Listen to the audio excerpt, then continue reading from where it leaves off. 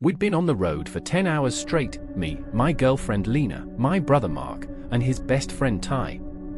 The plan was simple: drive cross-country to California, no flights, just freedom, open roads, and gas station snacks. A classic American road trip. But somewhere after we crossed into Arizona, just past midnight, things started to feel wrong. The desert stretched endlessly on both sides, a yawning void of blackness occasionally lit by the flash of headlights. The GPS had gone haywire an hour ago, flickering, then freezing entirely. Mark, who was driving, shrugged it off. "It's just a dead zone," he said. "We'll be out of it soon." But we weren't. And then we saw it, mile marker 113. I noticed it first. A crooked, rusted sign by the side of the road. The number looked like it had been painted over several times. I didn't think much of it until we passed it again. Exactly the same one. "I swear we already passed that," I said, sitting up. Lena leaned over me, squinting into the dark. "You sure?" "Positive," I said. It was bent at the same angle. Same missing bolt at the bottom. We all exchanged uneasy glances, but Mark kept driving. The road looked identical in every direction: long, cracked asphalt, flanked by scattered desert brush. No signs of life. No exits. No other cars. Another 15 minutes went by. Then mile marker 113 showed up again. Mark slowed the car this time. "Okay, that's not just weird. That's impossible." We pulled over. The air outside was deathly still. No wind. Just silence thick enough to choke on. Ty stepped out to smoke and paced back and forth near the marker. "Maybe there's a loop. Like a real road loop. You think we're in a damn Mario Kart track?" Lena muttered, arms crossed. But no one laughed. Mark and I popped the hood to check for anything weird with the engine. Everything looked fine. No overheating. No leaks. Nothing. That's when Ty yelled, "Hey! Something's in the road." We all spun around, and that's when I saw it, a figure standing just behind the mile marker. It wasn't there before. It didn't make a sound. No footsteps. No warning. Just a tall, gangly shape wrapped in something like an old trench coat, its face hidden by shadow. Even under the moonlight, it looked blurred. Like static. Like it didn't belong in this world. Ty stumbled back toward the car, cigarette forgotten. "Man, we gotta go." Mark slammed the hood shut and jumped in. We were peeling out in seconds. But the road ahead. Mile marker 113 again. My heart dropped. "We're trapped," Lena whispered, voice tight. "No," Mark snapped. "It's gotta be a glitch. We're tired. We're seeing things." Then the radio turned on by itself. It was just static at first, then a voice, barely above a whisper, slicing through, "Don't stop again." We all froze. Mark reached for the dial, but it wouldn't shut off. The knob just spun uselessly. The voice repeated, louder this time, angrier, "Don't stop again." Then the radio died. Ty was panicking in the back seat. That wasn't a station, man. That was talking to us. Lena was trembling. "We're not crazy. Something's out there. Something's watching us." I looked behind us through the rear window. Nothing. Just blackness and sand. No figure. No mile marker. We kept driving. Mark didn't say a word. None of us did. For nearly 40 minutes, we sat in silence. Then, just when we thought we'd escaped it, mile marker 113. Except this time, it was in the middle of the road. The car screeched to a halt, tires burning. The sign was twisted now, bent nearly in half, glowing faintly. And there, standing next to it, 3 figures. They were us. our height, our clothes, even our posture. But their faces were wrong, just blank. No eyes, no mouth, no features at all. Just smooth, fleshy voids where faces should have been. One of them raised its hand, just like I had when we first saw the sign. Lena screamed. Mark floored it. We tore past the figures, the sign, everything. And suddenly, the GPS turned back on. The signal returned.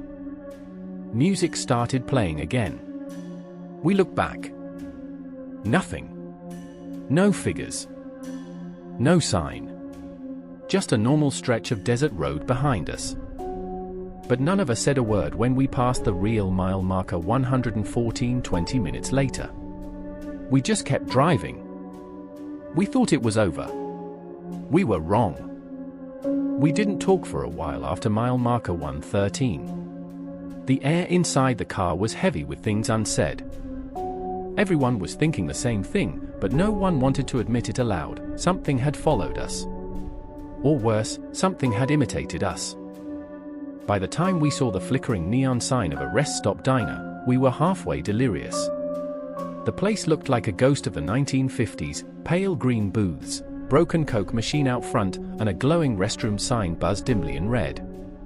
"I need to pee," Lena muttered, her voice still shaky. "Same," Ty said. "And maybe throw up." We parked near the far end of the lot. The diner's interior was dark, and it didn't look like it had been open in years. The only lights were above the public restroom entrances, the women's and men's, both faded, graffiti-scrawled doors leaning under the weight of time. Lena took her phone and shuffled off toward the women's restroom. The rest of us stood outside the car, stretching our legs, breathing the cool desert night. There were no other vehicles in the lot. Just silence and the occasional chirp of bugs far off in the scrubland. Mark leaned against the hood. "You think we hallucinated that sign?" "No," I said flatly. "We didn't." He didn't argue. Ty was halfway through lighting another cigarette when we heard it, Lena's voice. "Miggs? Can you come here a sec?" It came from the women's restroom. I looked up immediately. "What's wrong?" No answer. Mark frowned. She sounded weird. Ty tossed the cigarette and started walking over. "Lena," he called. Then, her voice again. Closer this time, but not clearer. "Miggs, come here. I need help." It was too soft. Too deliberate. Like someone trying to imitate the way she spoke. Each word overly separated. I ran toward the door, heart pounding. Mark grabbed my shoulder. "Wait. Just wait. She might be in trouble." Then we both go. The two of us pushed open the creaky metal door and stepped into the dimly lit bathroom. A single buzzing fluorescent bulb flickered overhead. There were 3 stalls. All shut. "Lena," I called. No answer. We checked under the stalls, feet in the farthest one. I walked closer. "Lena, are you okay?" Silence. Mark reached out and gently knocked on the door. "Hey, we're here." Then the feet moved. But not like someone standing up or shifting. It looked like they slid sideways. As if the person inside was being dragged or crawling. Mark instinctively stepped back. "Nope. Nope." I banged on the door. "Lena." Then a voice from outside the restroom, muffled but clear. "Miggs?" "Mark? Why are you in the women's room?" It was Lena. We froze. The stall door in front of us creaked open, slowly, agonizingly slow. But it was empty. Not a soul inside. Just scratch marks on the back wall, and a terrible smell like rotting meat. We both stumbled out. Lena stood a few feet away, wide-eyed. "What the hell were you doing in there?" "You called me," I said, breathless. "Said you needed help." No, I didn't. Ty confirmed it. She came out a minute ago. Said she heard you two yelling. Mark looked back at the door. It was swinging gently in the breeze, creaking. I grabbed Lena's hand. It was ice cold. Did anything weird happen in there? She hesitated. The lights flickered. Thought I saw someone's shadow under the stall, but when I looked, no one was there. We got back in the car. Nobody wanted to linger. As we pulled away, I glanced in the side mirror. The restroom door was still swinging. But now, something stood in the doorway. Tall. Motionless. It looked just like me. And then it stepped back inside. We drove in silence for the next hour.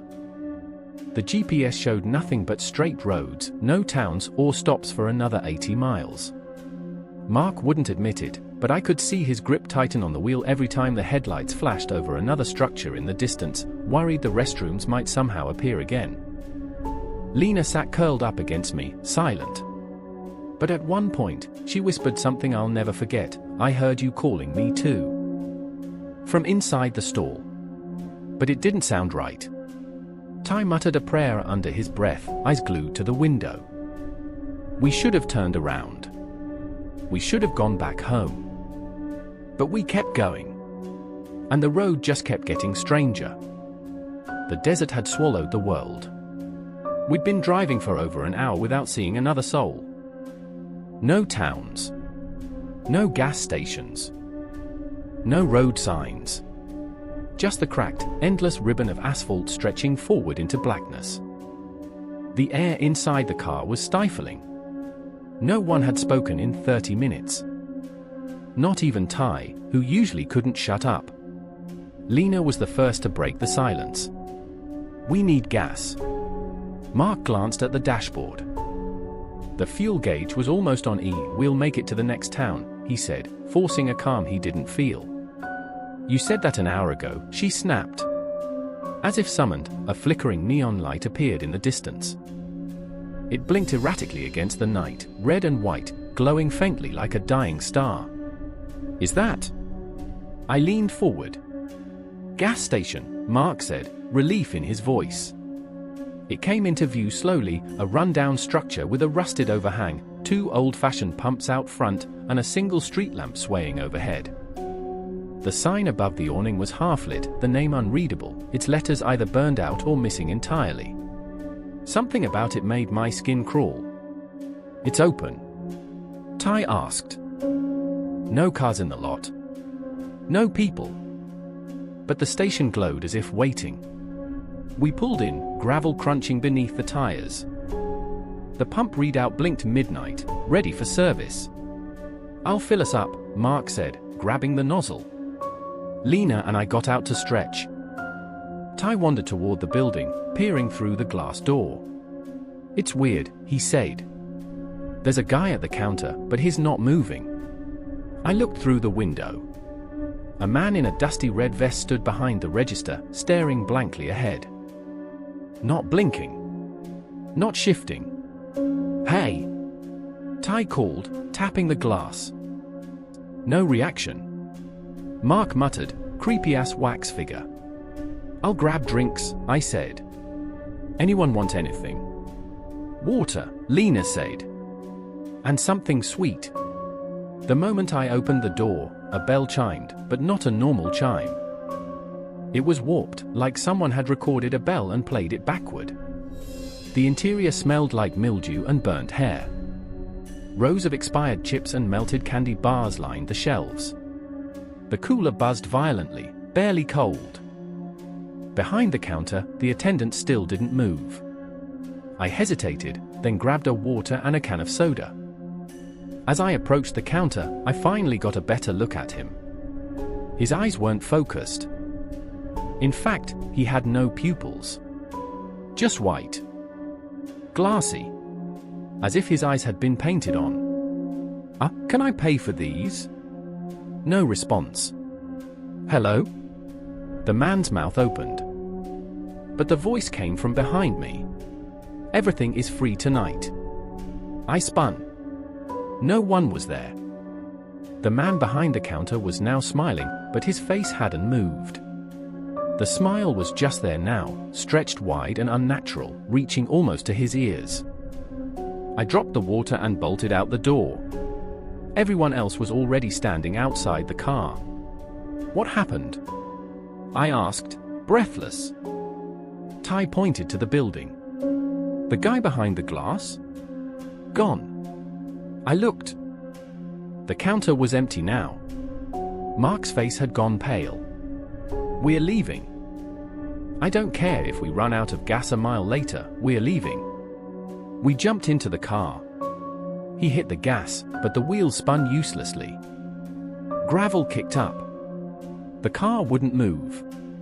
What the hell? He shouted. I jumped out to look. There was nothing blocking the tires. Except the gas pump hose. It had somehow wrapped itself around the back axle. Not like it had accidentally tangled. No. It looked deliberately looped. Tight. I crouched down and reached for it. That's when I noticed it was sliding. The hose was moving on its own, snaking tighter, coiling like a snake, squeezing the axle like it wanted to crush it. I yelled, "Back up! Back up!" Mark slammed reverse. The hose stretched, groaned, and snapped, recoiling like a whip. We tore out of there, tires spinning smoke, gravel flying. As we got back onto the highway, I looked in the rearview mirror. The gas station was gone. Not distant. Not fading. Gone. Like it had never existed. The light. The pumps. The building. All of it. Just black desert again. Ty was shaking in the back seat. That wasn't real, man. That place wasn't real. No, Lena whispered, it was a trap. We drove another hour, headlights cutting through the endless dark. Then the dashboard lit up, no signal. The GPS cut again. Radio dead. No cell service. The road ahead looked exactly like what we'd already driven. And then, we saw it again. Up ahead. Another gas station. Identical. Same pumps. Same overhang. Same blinking neon sign with no letters. Only this time, the man was already standing outside. Grinning. Holding a gas can. And slowly waving us in. We didn't stop. Mark drove around him, never lifting his foot from the gas. The man didn't move. Just kept waving. The gas can dangling in his other hand, sloshing with something thick and dark. As we drove past, I saw it, his name tag. It said Miguel. My name. That night didn't end. The sky never changed. The stars above us never shifted. We were stuck in a loop. Chased by ghostly versions of ourselves, lured by places that shouldn't exist. And worst of all, the gas tank needle stayed on E. But the car kept driving. Somehow, the road wouldn't let us stop. Not yet. Sometime around 4 a.m., though we no longer trusted time, the road began to change. The cracked asphalt narrowed, the desert brush growing thicker on both sides. It no longer felt like a highway. It felt like a back road that hadn't been maintained in years. The kind that led to nowhere. Lena stirred awake from the back seat. Her voice was thin. Where are we? No one answered her. We didn't know. The GPS still blinked with a frozen screen. The speedometer had stopped working. The headlights barely seemed to pierce the black anymore, like the darkness was pressing against us. Then we saw a sign. Weathered. Faded. Welcome to Carver's Hollow, Pop 118. Ty sat up. A town. Mark slowed down, cautious. Let's not celebrate yet. The road led into a small town square that looked like something out of an old western. One main street, lined with brick buildings, all dark. A clock tower stood at the end of the street, stuck on 1113. The only lights came from an old-fashioned motel at the edge of the square. The Carver INN, it read, glowing dimly. No other cars. No movement. Not even a breeze. Still, we had to stop. We couldn't drive forever. We parked in front of the motel. The vacancy sign buzzed softly.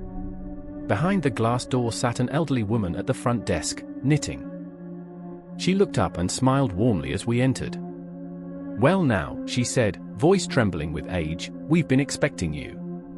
Mark and I exchanged glances. "Excuse me." She chuckled softly. "Room 3 is ready." "We didn't call ahead," I said cautiously. "Oh, don't worry," she said, standing up and grabbing a key from behind her. "Room 3 has always been yours." Ty whispered, "What if this is just another trap?" Lena was pale. "Then we're already in it." Despite our better judgment, we followed her. The motel hallway was lined with photos. Old portraits. Black and white. Faded faces of guests long gone. Something about the way they stared gave me chills. She unlocked room 3. "You'll find it familiar." That word again. Familiar. Like everything on this cursed trip. We stepped inside. The room was small but clean. One bed. A small couch. A bathroom. And a wall covered in photos. Photos of us. Candid shots. From this trip. From earlier. Mark pumping gas. Lena asleep in the back seat. Ty smoking. Me at the restroom door. There was even a photo of us looking at mile marker 113. "How the hell?" Mark muttered. Lena covered her mouth with a shaking hand. "These were taken tonight." Suddenly, the lights flickered. The old woman's voice came faintly from the hallway. "Everything repeats in Carver's Hollow. Until you understand." The door slammed shut behind us. We rushed to open it, locked. Bolted from the outside. The temperature dropped.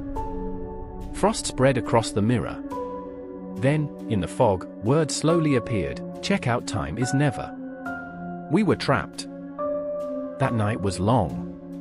None of us slept.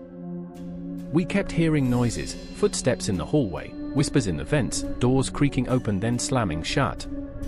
At 3:17 a.m., we heard a knock. 3 slow taps. Ty opened it before we could stop him. No one was there. Just an envelope on the ground. He picked it up, hand shaking, and opened it.